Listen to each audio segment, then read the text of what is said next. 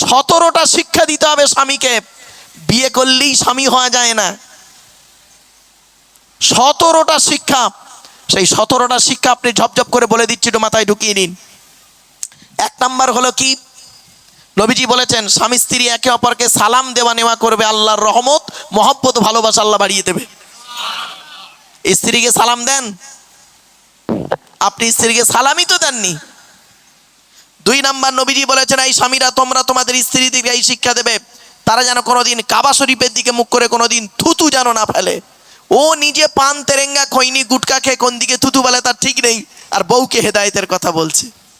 3 number হলো এই স্বামীরা তোমরা তোমাদের স্ত্রীদেরকে এই শিক্ষা দেবে, তারা যেন কোনোদিন কাবা শরীফের দিকে মুখ করে কোনোদিন পেশাব পায়খানা যেন না ফেরে।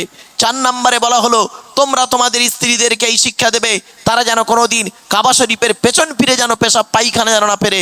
5 নম্বরে বলা হলো তোমরা তোমাদের স্ত্রীদেরকে এই শিক্ষা দেবে, তারা যেন কোনোদিন গোসলখানায় পেশাব যেন না ফেরে, গোসলখানায় পেশাব যেন না ফেরে। তারপরে বলা হলো তোমরা তোমাদের স্ত্রীদেরকে এই শিক্ষা দেবে, তারা যেন কোনোদিন গোসলখানায় উলঙ্গ অবস্থায় গোসল যেন না করে। তারপরে বলা হলো তোমরা তোমাদের স্ত্রীদেরকে এই শিক্ষা দেবে, তারা যেন হাতের চুড়ি একের বেশি ব্যবহার যেন না করে। এক হাতে একটা চুড়ি পরবে, এক হাতে 2টো চুড়ি পরা নিষেধ মেয়েদের। এই হাদিস যখন নবীজি বললেন, নবীজির ডান দিকে ছিল আবু বকর সিদ্দিক রাদিয়াল্লাহু তাআলা আনহু, আর নবীজির বাম দিকে বসেছিলেন হযরত ওমর ফারুক রাদিয়াল্লাহু তাআলা আনহু। সঙ্গে সঙ্গে হযরত ওমর ফারুক উঠে দাঁড়িয়ে বললেন, ইয়া রাসূলুল্লাহ, আমার স্ত্রী যদি এক হাতে 2 বা 2-এর বেশি চুড়ি পরে ক্ষতিটাই কি? নবীজি বললেন, ওমর, তোমার স্ত্রী যদি এক হাতে 2 বা 2-এর বেশি চুড়ি পরে, স্ত্রীর চুড়ির ঝুনঝুনি আওয়াজটা পরপুরুষের জন্য হলো হারাম। কোথায় আছেন আপনি? আপনি নামাজ পড়েছেন, নামাজের দায়িত্ব পার হয়ে গেছে। রোজা করেছেন, রোজার দায়িত্ব পার হয়ে, এই দায়িত্বগুলো পার করুন। ইমানের 70টা ভাগ, 70টা ভাগ, তার মধ্যে একটা ভাগ এটা। চলুন, এরপরে নবীজি বলেছেন তোমরা তোমাদের স্ত্রীদেরকে এই শিক্ষা দেবে, তারা যেন কোনোদিন মাথার বালিশ তারা যেন কোনোদিন 2টো ব্যবহার যেন না করে। স্বামী স্ত্রী ঘুমাবে, একটা বালিশে 2জনে মাথা রেখে ঘুমাবে। এরপরে নবীজি বলেছেন এই স্বামীরা তোমরা তোমাদের স্ত্রীদেরকে নামাজের শিক্ষা দেবে, ফজরের নামাজে স্বামী তার স্ত্রীকে তুলে দেবে। যদি স্ত্রী ঘুম থেকে উঠতে না চায়, গায়ে পানি ছিটিয়ে দেবে, ঠান্ডা পানি ছিটিয়ে দেবে, স্ত্রীকে নামাজে তুলে দেবে। এটা স্বামীর দায়িত্ব। এরপরে নবীজি বলেছেন তোমরা যেমন খাবে স্ত্রীদের তেমন খাওয়াবে। এরপরে নবী বলেছেন তুমি যেমন পড়বে স্ত্রীকে সেই কোয়ালিটির পড়াবে। এরপরে নবীজি বলেছেন তোমরা তোমাদের স্ত্রীদের কাজের সহযোগিতা করবে। আল্লাহর নবীর স্ত্রী আম্মা জান আয়েশা বলছেন আল্লাহর নবী কমসে কম আমার ঘরে 3টে কাজ করে দিতেন। কটা 3টে কাজ করে দিতেন। 1 নাম্বার, নবীজির স্ত্রী আম্মা জান আয়েশা বলছেন নবীজি মাঝে মাঝে কুয়া থেকে পানি তুলে থালা বাসনগুলো ভালো করে মেজে দিতেন। সুবহানাল্লাহ বলা গেল না? নবীজি 2 নাম্বার, নবীজি করতেন কি মাঝে মাঝে ঝাঁটাখানা নিয়ে ঝাড়ু নিয়ে ঘর বারান্দা ঝাড়ু দিয়ে দিতেন। আপনি যদি আপনার ঘর বারান্দাটা যদি ঝাড় দেন, আপনার মনে হবে খুব সম্মানে ঘানি লেগেছে। এটা আদর্শবান স্বামীর পরিচয় নয়। 3 নম্বরে নবীজি আম্মা জান আয়েশা বলেছেন যে নবীজি করতেন কি মাঝে মাঝে আমার রান্নার কাজের সহযোগিতা করতেন। কোথায় আছেন আপনি? এরপরে নবীজি বলেছেন তোমরা তোমাদের স্ত্রীদেরকে নিয়ে বেড়াতে বেরোবে। স্ত্রীদেরকে নিয়ে বেড়াতে বেরোনো সুন্নাত। স্ত্রীদেরকে নিয়ে কি অসুবিধা হচ্ছে ভাই? মাইক্রোফোনে বোঝাচ্ছে না? Hello hello hello hello hello আচ্ছা, এইটাই কি মুখ দিয়ে বলবো? এটা খুলে দিই।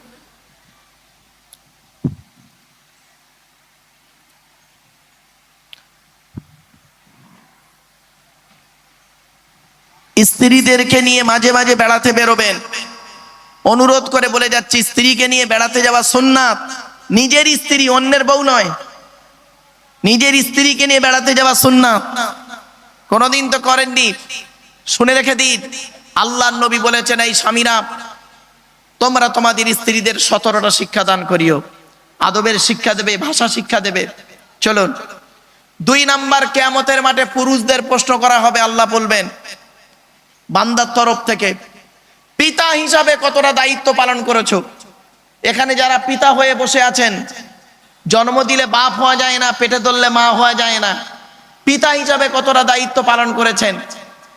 আল্লাহর নবী বলেছেন, আন আবি হুরায়রা রাদিয়াল্লাহু তাআলা আনহু ক্বালা রাসূলুল্লাহ সাল্লাল্লাহু আলাইহি ওয়াসাল্লাম হাক্কুল ওয়ালিদি আলাল ওয়ালাদি সালাসাতু আশিয়া আন ইয়াকসিনা ইসমাহু ওয়া ইযা ওয়ালাদা ওয়া ইউআল্লিমুহুল কিতাবা ওয়া ইযা বালাগা ওয়া ইযা বিজা ওয়া ইযা আদরাকা। আল্লাহর নবী বলেছেন প্রত্যেক পিতামাতার দায়িত্ব হলো ছেলে মেয়ের উপরে তিনটি। এক নাম্বার হলো, এই পিতামাতা তোমাদের ছেলে মেয়েদের বয়স যখন, তোমাদের ছেলে মেয়ে যখন জন্মগ্রহণ করবে, সর্বপ্রথম তোমরা করবে কি, তাদের সুন্দর সুন্দর নাম রাখবে। ডান কানে আজান দেবে, বাম কানে একামত দেবে, অর্থ থাকলে আকিকা করবে। দুই নম্বরে নবীজি বললেন, তোমাদের সন্তান যখন কথাবার্তা বলতে শিখবে, তাদেরকে তোমরা কি করবে, কেতাবের শিক্ষা দেবে, কোরআনের শিক্ষা দেবে। তিন নম্বরে নবীজি বললেন, ওয়াইজা বালাগা ওয়াইজাও বিজাহু ইজা আদরাকা, যখন ছেলে মেয়ে যখন প্রাপ্তবয়স্ক হয়ে যাবে, যৌবন তাদের যখন ফুটবে, পাত্র পাত্রী দেখে তাড়াতাড়ি তাদের বিয়ের ব্যবস্থা করবে। ছেলে বড় হয়ে গেছে, মেয়ে বড় হয়ে গেছে, বিয়ের কোনো খবর নেই বাপের, উনি হাজি সাহেব লোক, তো হাজি সাহেব লোক, ছেলে বিয়ে দেয়নি, মেয়ে বিয়ে দেয়নি, আর ছেলে মেয়ে করছে কি, ব্যভিচারে লিপ্ত হচ্ছে। ও হাজি সাহেব, তোমার ছেলে মেয়ে যত জেনা করবে, সমস্ত জেনার ভাগীদার তুমি বাপ আর মা হবে। কোথায় আছেন আপনি? বাড়িতে গিয়ে ভাববেন। নবীজি বলেছেন, মুরু আওলাদাকুম বিসসালাতি ওয়া হুম আবনাউ সাবঈ সিনিন ওয়াদরিবুহুম আলাইহা ওয়া হুম আবনাউ আশরা সিনিন ওয়াফাররিকু বাইনাকুম ফিল মাদাজি। নবীজি বললেন, এই পিতামাতা শুনে নাও, এই পিতামাতারা শুনে নাও, তোমাদের ছেলে মেয়েদের বয়স যখন 7 বছর হবে, তখন তাদের নামাজ পড়ার হুকুম করবে। তাদের বয়স যখন 10 বছর হয়ে যাবে, তারা যদি নামাজ না পড়ে, পেটাই দিয়েও নামাজ পড়াবে, পৃথক বিছানায় শুতে দেবে। বাম্মা নিজেই নামাজ পড়ে না। আমি আপনাদের অনুরোধ করে বলে যাচ্ছি, পিতামাতার দায়িত্ব আছে। এই দায়িত্ব যদি কোনো বাম্মা পালন না করে, ওই বাম্মা যত নামাজ পড়ুক, রোজা রাখুক, হজ করুক, কিয়ামতের মাঠে ওই ছেলেই ওকে ধরবে, চিন্তার কোনো কারণ নেই। তাহলে এক নাম্বার হলো, স্বামী হিসাবে কতটা দায়িত্ব পালন করেছেন, বাড়িতে গিয়ে ভাববেন। দুই নাম্বার হলো, পিতা হিসাবে কতটা দায়িত্ব পালন করেছেন, বাড়িতে গিয়ে ভাববেন। তিন নাম্বার, ছেলে হিসাবে কতটা দায়িত্ব পালন করেছেন। ছেলে, বাপের হক আদায় করেছেন, বাপের হক আদায় করেছেন, বাপের তো হক আদায় করেননি। আমি আপনাদেরকে অনুরোধ করে বলে যাচ্ছি, ভালো পুত্র হন, ভালো সন্তান হন, ভালো সন্তান হন, ভালো জামাই হওয়ার আগে। আমরা এমন ছেলে না, ভালো জামাই হয়েছি শ্বশুরের কাছে, শাশুড়ির কাছে ভালো জামাই হয়েছি, আর বাপের কাছে, মায়ের কাছে ভালো ছেলে হতে পারিনি। ঠিক না বেঠিক? আমার কথা বুঝতে পারছেন আপনারা? ওই জন্য বলি, আগে ভালো জামাই না হয়ে আগে ভালো সন্তান হন, ভালো পুত্র সন্তান হন, তারপরে জামাই হবেন। অর্থাৎ বাম্মার প্রতি হকটা আদায় করুন। আল্লাহ পাক কোরআনে বলেছেন, আল্লাহর নবীদের পরই স্থান হলো বাপ আর মায়ের।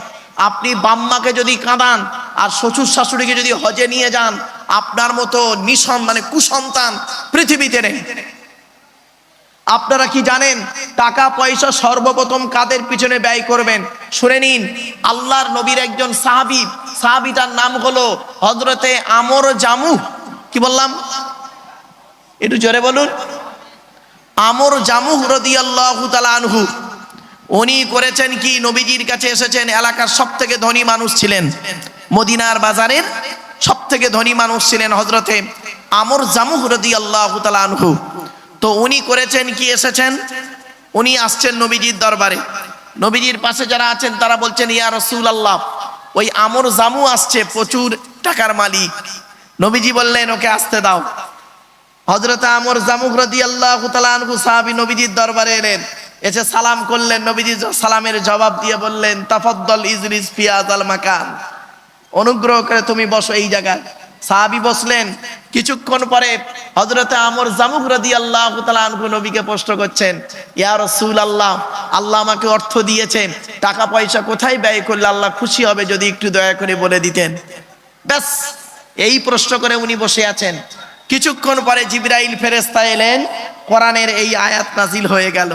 শুনে নিন গলাশিয়ার মানুষেরা, ইয়াসআলুনাকা মাযা ইউনফিকুন কুল মা আনফাকতুম মিন খায়রিন ফালিল ওয়ালিদাইনি ওয়াল আকরাবিন। 2 নম্বর পারার 12 নম্বর পৃষ্ঠা 13 নম্বর লাইন, সূরার নাম সূরা বাকারার মধ্যে আল্লাহ পাক বলে দিলেন, নবী তোমার করা প্রশ্ন করছে টাকা পয়সা কোথায় ব্যয় করলে আল্লাহ খুশি হবে। নবী তুমি বলে দাও টাকা পয়সা সর্বপ্রথম তোমরা তোমাদের বুড়ো বুড়ি বাম্মার পিছনে ব্যয় করবে, আল্লাহ খুশি হয়ে যাবে। কোথায় আছেন আপনি? আজ মুসলমান মার খায় কেন? তার কারণ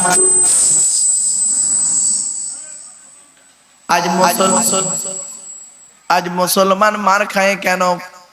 কারণটা হলো অনেক, দিকগুলো হলো অনেক, আমরা তো বুঝতে পারি না। সেজন্য আপনাদের কাছে আমার অনুরোধ রইল একটু মাথায় রাখুন। এবার আসছি বিশ্বনবী মুহাম্মদ সাল্লাল্লাহু আলাইহি সাল্লামের মুসলমানি খাতনা কে করে দিয়েছিলেন? আল্লাহর নবীর খাতনা কেউ করে দেয়নি, আল্লাহর নবীর মুসলমানি কেউ করে দেয়নি। আল্লাহ পাক মায়ের পেট থেকে খাতনা অবস্থায় পাঠিয়েছে।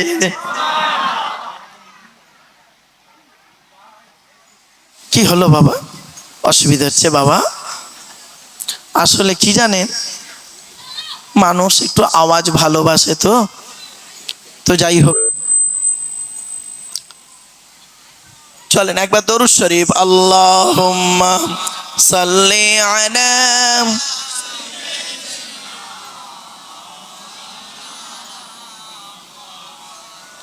ওয়া আলা আলি সাইয়্যিদিনা।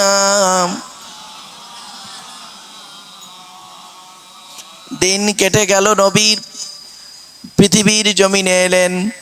এবার আসছি মুহাম্মদ নাম রাখার ব্যাপারটা এলো। আল্লাহর নবীর দাদু আব্দুল মোত্তালিব তখন কি করছিল জানেন? কাবা শরীফ তওয়াফ করছিল। একজন ব্যক্তি আব্দুল মোত্তালিবকে গিয়ে বলল, হে আব্দুল মোত্তালিব, আপনি বাড়ি আসুন, আপনার ছেলে যে আব্দুল্লাহ মারা গেছে, তার স্ত্রী আমিনার গর্ভ থেকে একটা সন্তান জন্মগ্রহণ করেছেন। সঙ্গে সঙ্গে নবীর দাদু চলে এলেন, এসে করেছেন কি, দরজায় টোকা মেরেছেন। টোকা, ভেতর থেকে আওয়াজ এলো, কে? তো ভেতর থেকে আওয়াজ যখন এলো তখন আব্দুল মোত্তালিব বললেন, মা আমি আব্দুল মোত্তালিব। কিছুক্ষণ পরে দরজা খোলা হলো, নবীজি তখন সাজদা অবস্থায় রয়েছে। নবীজির দাদু নবীকে চিৎ করলেন, করার পরে দেখে খুশি হলেন। মা আমিনার চোখ থেকে তখন পানি পড়ছিল, যে আজকের বাপ যদি থাকতো ভালো খুশি হতো। তারপরে নবীজির দাদু করলেন কি, নবীজির নাম রাখলেন মোহাম্মদ। কি নাম রাখলেন? মোহাম্মদ। এই মোহাম্মদ নামটা কোরআনে 4 জায়গায় আছে। কয় জায়গায়? মোহাম্মদ নামটা 4 জায়গায় আছে। এই মোহাম্মদ নামটা নবী রেখেছিলেন নবীর দাদু, আর আহমদ নামটা রেখেছিলেন নবীর মা। আহমদ, কি বললাম? আহমদ। এই আহমদ নামটা কোরআনে আছে 1 জায়গায়। ওয়াইজ ক্বালা ঈসা ইবনু মারইয়াম ইয়া বানি ইসরাঈল ইন্নী রাসূলুল্লাহি ইলাইকুম মুসাদ্দিকাল লিমা বাইনা ইয়াদাইয়া মিনাত তাওরাত ওয়া মুবাশশিরাম বিরাসূলিন ইয়াতি মিন বাদি ইসমুহু আহমদ ফালাম্মা জাআকুম বিল বায়্যিনাত ক্বালু হাযা সিহরুম মুবিন। ঈসা বলে একজন নবী ছিল, নাম শুনেছেন তো? ঈসা নবী তার উম্মতদেরকে বলেছিলেন যে আমার পরে একজন মানুষের আগমন ঘটবে, যার নাম আমার পরেই তিনি আসছেন, তার নাম হবে আহমদ। ইসমুহু আহমদ, তার নাম হবে আহমদ। আমি তার সুসংবাদ দিয়ে যাচ্ছি। সেই আহমদ নামটা রেখেছিলেন নবীর মা, আর মোহাম্মদ নামটা রেখেছিলেন নবীর দাদু আব্দুল মোত্তালিব। মাথায় রাখুন। এবারে আসছি, নবীজির আকিকা হয়ে গেল 7 দিন। 29 আগস্ট জন্ম হলে আজ 4 তারিখে মানে আজকের দিনে নবীজির আকিকা হলো। এখান থেকে একটা হাদিস এসে গেল, আপনারা যখন আকিকা করবেন 7 দিনের মধ্যে বাচ্চার আকিকা করা উত্তম। এবারে অনেক গরিব মানুষ, তারা হয়তো এই 7 দিনে করতে পারে না, হয়তো তাদের জন্য 10 দিন 12 দিন হয়ে যায়, 1 মাস হয়ে যায়, এটা আলাদা মশলা। কিন্তু 7 দিনে আকিকা করাটাই উত্তম। ক্লিয়ার? বুঝতে পারছেন না? বুঝতে পারেননি? এগুলো জেনে নিন, শিখে নিন, শেখার জিনিস। জলসা মানে শুধু আওয়াজ শুনে, গলার টোন শুনে বাড়ি যাওয়ার নাম নয়, কিছু শিখে প্র্যাকটিক্যাল করে যাবার নাম। চলো এবার আসছি মুহাম্মদ সাল্লাল্লাহু আলাইহি সাল্লাম, তিনি করলেন কি, দুধ পান করতে গেলেন। সর্বপ্রথম যার দুধ পান করেছিলেন সোয়াউবিয়া, তার দুধ পান করলেন। আমিনার দুধ পান করলেন, মায়ের দুধ পান করলেন। তারপরে হালিমার ঘরে গেলেন, হালিমার দুধ পান করলেন। আবার ফিরে অনেক ঘটনা, ফিরে সংক্ষেপে বলে দিচ্ছি। ফিরে এলেন, তখন একটা আরবে মহামারী হয়েছিল। আবার ফিরে এলেন, ফিরে আসার পর তারপরে নবীজি বাচ্চা বয়সে, যখন নবীজির বয়স 4+, তখন একবার সিনা মোবারক হালিমার ঘরে চাকা হয়েছিল। জিব্রাইল ফেরেশতা এসে শুইয়ে ফেলে বুকটা ফাঁক করে মানে জান্নাতি পানি দিয়ে ধুয়ে দিয়েছিল। এটা ইতিহাস, বড় একটা মারাত্মক আলোচনা। আর 10 বছর বয়সে একবার হয়েছিল। এইভাবে নবীর জীবন চলতে চলতে নবীর বয়স যখন 6+, মায়ের সঙ্গে নবীজি গেলেন নানির বাড়ি। নবীর বাপের বাড়ি হলো মক্কায়, নানির বাড়ি হলো মদিনায়। তো নানির বাড়ি থেকে ফেরার পথে আবওয়া নামক একটা জায়গা, সেখানে নবীর মা মারা যায়। উম্মে আইমানকে সাথে নিয়ে মাকে দাফন করে দিয়ে ওখান থেকে চলে আসেন। আব্দুল মোত্তালেব দাদুর কাছে মানুষ হতে লাগলেন। নবীজির বয়স যখন 8 বছর 6 মাস 20 দিন, কত বললাম? নবীর বয়স যখন 8 বছর 6 মাস 20 দিন, তখন নবীর দাদু আব্দুল মোত্তালিব ইন্তেকাল করেন। ইন্তেকালের একটা ছোট্ট ঘটনা বলে দিচ্ছি। আব্দুল মোত্তালিব করেছেন কি, দাদু আব্দুল মোত্তালিব আবু তলেবকে ডেকেছেন। আবু তলেবটাকে নবীর চাচা, হযরত আলী রাদিয়াল্লাহু তাআলা আনহুর আব্বাজান। শুনে নিন কেমন বাপ আর কেমন দাদু আর কেমন ভাইপো। দেখুন আপনারাও তো সব ভাইপো হয়েছেন, চাচা বসে আছেন। নবীর দাদু আব্দুল মোত্তালিব করলেন কি, নবীকে ডেকেছেন, মোহাম্মদ দাদু ভাই এসো। তা নবীজি গেছেন। আবু তলেবকে ডেকেছেন নবীজি, আবু তলেব এসো। তো প্রথমে আব্দুল মোত্তালেব ওনার হাতটা রেখেছেন, তার উপরে আবু তলেবের হাতটা দিয়েছেন। তা আবু তলেব হাত দিয়েছেন। নবী মুহাম্মদ সাল্লাল্লাহু আলাইহি ওয়াসাল্লামকে বললেন, দাদু ভাই তোমার হাতটা এবার দাও। তো নবীজি ডান হাতটা দিয়েছেন। এরপরে আব্দুল মোত্তালিব বাম হাতটা নবীজির হাতের উপরে দিয়েছেন। তাহলে নিচে আব্দুল মোত্তালিবের হাত, উপরে আব্দুল মোত্তালিবের হাত, আর মাঝখানে আছে আবু তলেবের হাত আর নবীর হাত দিয়ে নবীজি দাদু বলছেন, আবু তলেব আমি তোমার পিতা, আমি তোমার কাছে জীবনে কিছু চাইনি, তবে আমার মনে হয় আমি আর পৃথিবীতে বাঁচব না। তো যাওয়ার আগে তোমার সঙ্গে একটা প্রতিশ্রুতি নিয়ে যাচ্ছি। কি? যতদিন তুমি বাঁচবে তোমার এই ভাইপো, আমার নাতি এতিম ভাইপো, একে তুমি দেখে রাখবে। তা আবু তলেব শপথ করেছিলেন, আব্বাজান মৃত্যু পর্যন্ত আমি আমার ভাইপোকে দেখে যাব। তা সত্যি চাচা ভাইপোর জন্য গাছের পাতাও পর্যন্ত খেয়েছে, জোরে বলুন। আর আপনি কি করেছেন? আপনি আপনার ভাইপোর জন্য কি করেছেন? বাপ মারা গেছে, চাচা বেঁচে আছে, ছোট ছোট ভাইপোদের সম্পত্তি নিজের নামে রেকর্ড করে বসে আছেন। উনি আবার চাচা, উনি চাচা, চাচা বলতেই ঘৃণা লাগে। একটু ধৈর্যের পরিচয় দিন। তো হযরতে আবু তালেব, হযরতে রাসূল করিম সাল্লাল্লাহু আলাইহি সাল্লাম তিনি করলেন কি, চাচার কাছে মানুষ হতে লাগলেন। আস্তে আস্তে বয়স বাড়তে লাগলো। 10 বছর বয়স হলো। তারপরে নবীজি 10 বছর বয়সে ওনার সিনা চাকা হলো আবার দ্বিতীয়বার। 4 বছর বয়সে হলো একবার, 10 বছর বয়সে হলো। তারপরে নবীজির বয়স যখন 11+12 পড়বে, তখন চাচা আবু তলেবের সঙ্গে নবীজি ব্যবসা করতে গিয়েছিলেন, ভাইপোকে নিয়ে ব্যবসা করতে গিয়েছিলেন। সেখানে একজন ইহুদিদের বড় একজন আলেম, ইহুদিদের বড় একজন আলেম, তিনি নবীজিকে দেখে চিনতে পেরেছেন। নবীজিকে দেখে বলছে, এ বাচ্চা শোনো শোনো, তুমি এখানে কে, কে তোমাকে এনেছে? তখন নবীজি বলছেন, আমার চাচার সঙ্গে আমি এসেছি। তোমার চাচা কোথায়? তা বলছে ওই চাচা। চাচাকে ডাকলো, আসার পরে বলছেন যে এ কে হয়? বলছে আমার ভাইপো। বলছে আপনার ভাইপো? বলছে হ্যাঁ। বলছে এর বাপ মারা গেছে? বলছে হ্যাঁ। আপনি জানলেন কি করে? বলছে এ সম্ভ্রান্ত বংশের সন্তান? বলছে হ্যাঁ, আমরা কুরাইশ বংশের সন্তান। এ বাপ মারা গেছে? বলছে হ্যাঁ। মা মারা গেছে? বলছে হ্যাঁ। বলছে আপনি এক্ষুনি এই বাচ্চাকে এখান থেকে নিয়ে চলে যান। বলছে কেন ভাই, একটু যা বলবেন? বলছে আমি তওরাতের মধ্যে পড়েছি, আখরি জামানায় যিনি নবী হবেন, বাল্যকালে বাম্মা হারা হবে, আর সম্ভ্রান্ত বংশে তার জন্ম হবে, তার দেখতে এমন এমন হবে। অতএব এই ছেলে নিদর্শন ও চাকরি জামানার শেষ নবী। সঙ্গে সঙ্গে ভাইপোর ভালোবাসায় মালগুলো নিয়ে গেছিল, অল্প টাকায় বিক্রি করে দিয়ে লাভ খুব কম করে সোজা চলে এলেন। পারবেন? আপনি হলে তো ভাইপোকে বিক্রি করতে চলে আসতেন।